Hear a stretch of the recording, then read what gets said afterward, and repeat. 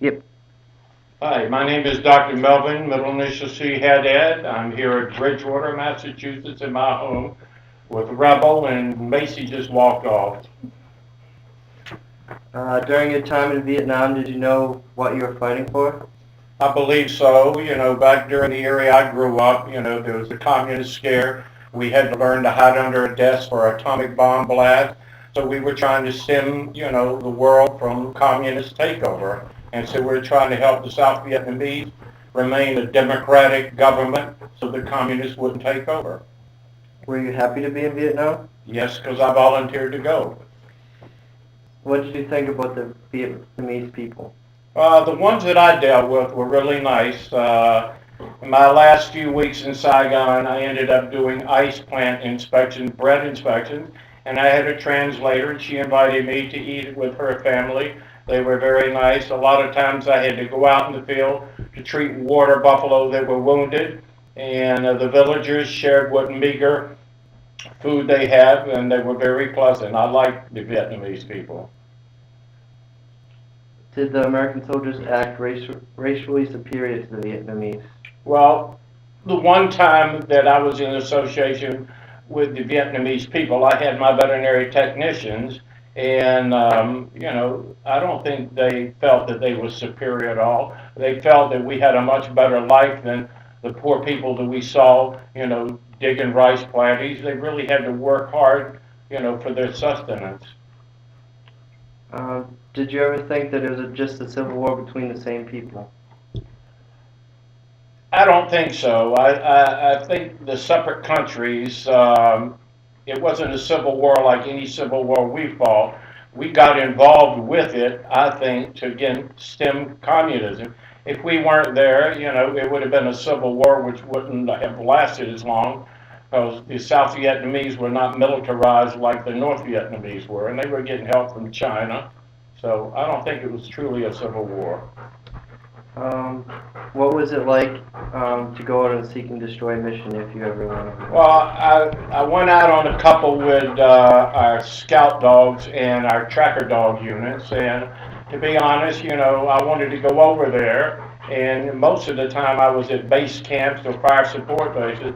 But when I went out in the field, I said, that's when your heart starts pumping adrenaline, and it was exciting at one phase, and then you felt fear the other time. Did you know that the government was lying to the Americans at home? Well, see, I didn't believe the government was lying, so you're asking the wrong person.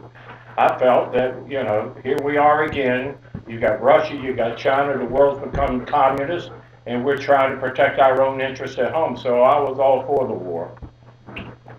Could you tell us about some of the acts of heroism that you saw? Well, one night we had a big ground attack, and me and my technicians were across the street from a tracker dog unit, which are labs, and as the Viet Cong came in, they popped flares, and a couple of guys rushed out and actually shot, several of Viet Cong. Otherwise, I wouldn't be here doing this interview today. But the one that really amazes me, I had left a base camp one night, and I went to my own base camp, which is Cu Chi, and Dao Tiang. They had a big ground attack, and one of the soldiers, a Sergeant Hartsock, I made friends with because, he chewed red man in the back and never had any. And I come to the base camp for the first time, and I give him a pack, so we all sit down and have beers. Well, one night he threw himself on a satchel charge to protect all his buddies, and he got the Medal of Honor posthumously. Were the officers as bad as they were portrayed in the movies? Well, see, I never really dealt with any of the officers. I was a captain, and I was in charge of the whole food of the division and military animal care and treating, wounded civilian animals. So the only officer I ever really came into contact was the Surgeon General for the 25th Division, and my own veterinary superior officers in Saigon and Long Beach, where they were great guys. We all got along. Did you ever feel that you were winning the war or could have won the war? I think we were winning the war. During the Tet Offensive, where it made the big news here that the Viet Cong could attack us anywhere. Our kill ratio to theirs was great. If we'd have been left alone, I feel we would have won that war.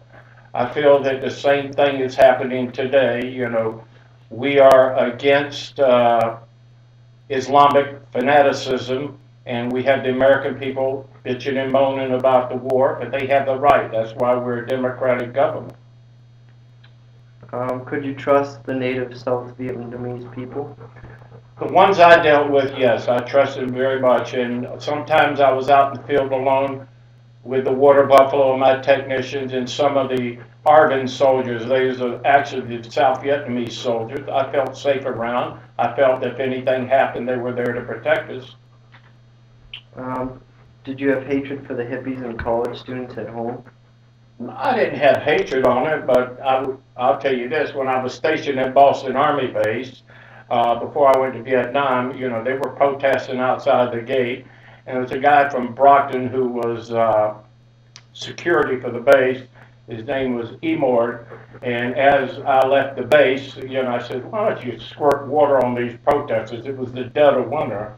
You know, I was for the war and sort of against it, but did I hate them? No. They were doing what they thought what was right. Um, did any other close friends get killed? Um, Hartside got killed. There was a guy, Joe Voltaggio from New York, married, had kids, and the last month he was not supposed to go out on a mission. He got sent out. He got killed. A couple of the guys from the tracker dog unit got severely wounded.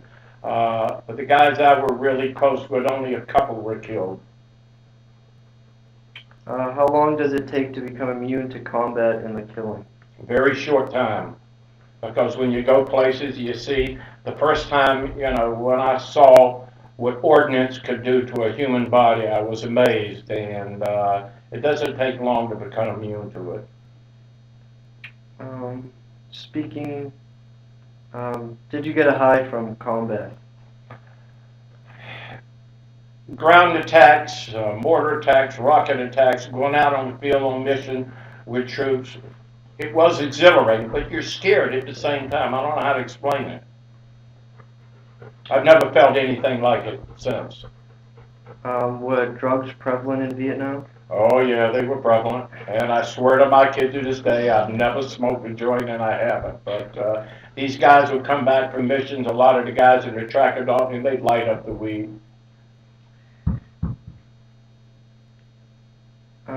How were you treated when you got home?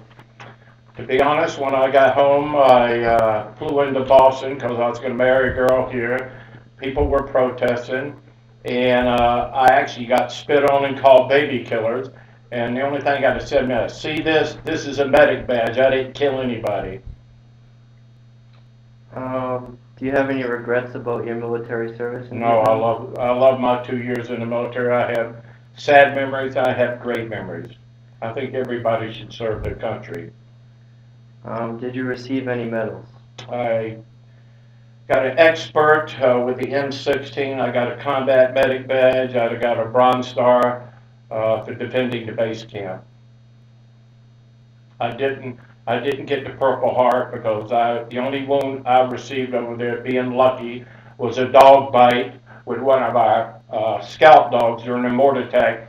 You know, as we all scrambled up, arms flailing to jump into the bunker, the dog bit me on the way in, so he was the first one in the bunker. Do you think that any of your fellow veterans of Vietnam used the anguish about the war as an excuse for not pulling their lives together? I think some of it do. I think what it was is so many experiences are traumatized. To give you experience, my youngest brother served 16 years in the military. He did 2 tours in Vietnam, and he was a combat medic, dropped in hot LZs, and for what they see and endure, it has affected him mentally, and I can understand why. How would you have won the war in Vietnam if you could change the way it ended?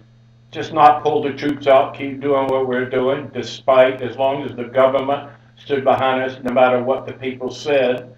I think public opinion was against us.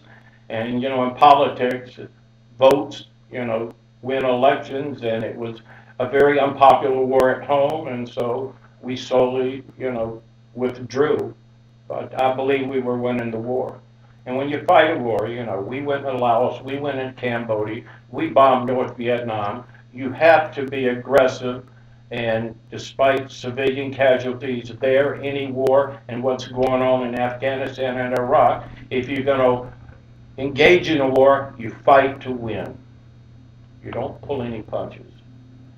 Do you have any more interesting stories? Um,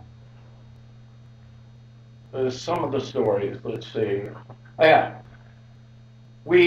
my little vet camp that I had near the perimeter to base camp, we would take animals in and adopt them out. There were very few civilian dogs, but monkeys were a great pet over there. And you know, to get money to get drugs from our country, I'm talking about medicine, to be able to better treat our war dogs, we used to take an animal in, quarantine him for 10 days, and sell him again. We had this one monkey, he must have made us $1,000 because every time we'd send him out, he'd bite somebody. Finally, one day he went crazy in a mess hall. They ended up shooting the poor thing, but he would stuff his nails. And if you don't mind it, the name he had was Balls. And the thing that was funny is he was king of the beasts in the quarantine facility. And when he went out and came back, then he was very laid back. The others dominated, but it only took him a few days before he was king of the roost again. All right, well, we'd like to thank you for your service and your time for the interview. Well, I appreciate it. I hope you do well with your project. Thanks.